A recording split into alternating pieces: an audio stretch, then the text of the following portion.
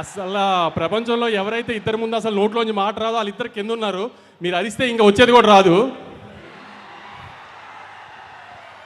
నాకు అసలు త్రివిక్రమ్ గారి ముందు కానీ తారకన్న ముందు కానీ మాట్లాడాలని నేను భయం. కొంచెం మీరు నాకు కొంచెం సపోర్ట్ చేసి అరవకుండా ఉంటే నేను. ఎలా ఉంది ఆంబియన్స్ అంతా?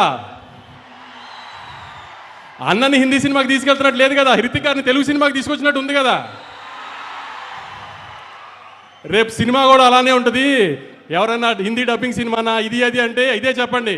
పొద్దున ప్రోమో చూశారు కదా, ఏదైనా లిప్సింగ్తో సహా అంతా ఒక ప్రాపర్ తెలుగు సినిమా. ఇది థియేటర్లోంచి బయటికి వెళ్ళిపోయేటప్పుడు అయన్ ముఖర్జీ గారు తెలుగు ఆడియన్స్ కంటే ఆమె తెలుగు డైరెక్టర్ ఇప్పుడు దాకా చూపించిన దానికంటే బాగా చూపించారు తారకన్నని అని అందరు ప్రౌడ్గా ఫీల్ అవుతారు రేపు బయటికి వెళ్ళేటప్పుడు. అందుకే ఈ మిగతా అన్నిటి గురించి ఆలోచించకండి. Proper Telugu cinema. మనం హృతిక్ గారిని తెలుగు ఇండస్ట్రీలోకి వెల్కమ్ చేస్తున్నాము. అది ఎంత గ్రాండ్గా వెల్కమ్ చేస్తున్నాం అనేది 14th మీరు చూపించాలి ఖచ్చితంగా. సెప్టెంబర్ 27వ తారీఖున లాస్ట్ ఇయర్ దేవరాకి ఎంత ప్రేమ చూపించామో దానికి 10 చూపించాలి. అన్న పవర్ ఇండియా అంతా తెలియాలంటే మీరు సెప్టెంబర్ 27 కంటే 10 చూపించాలి. గుర్తుపెట్టుకోండి. హిందీ బాక్స్ ఆఫీస్ నెట్ ఎంత వేస్తుందో దానికంటే ₹1 మనం నెట్ ఎక్కువ పెట్టాలి ఆ రోజున. గుర్తుంది కదా, హిందీ బాక్స్ ఆఫీస్ నెట్ కంటే మన నెట్ ఎక్కువ ఉండాలి. దేవరా కంటే 10 ఎక్కువ ఓపెనింగ్ తీసుకురావాలి. ఇది మీ బాధ్యత ఈసారి.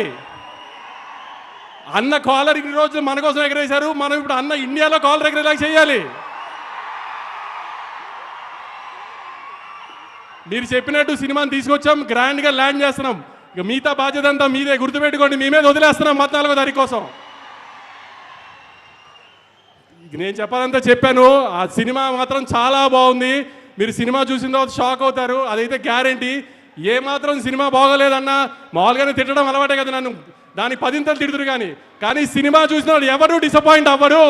బయటికి వెళ్ళిన తర్వాత అద్భుతమైన తెలుగు సినిమా చూసామని అనుకోకపోతే ఇంకెప్పుడు మైక్ పట్టుకుని సినిమా చూడండి అడగను మిమ్మల్ని. Thank you.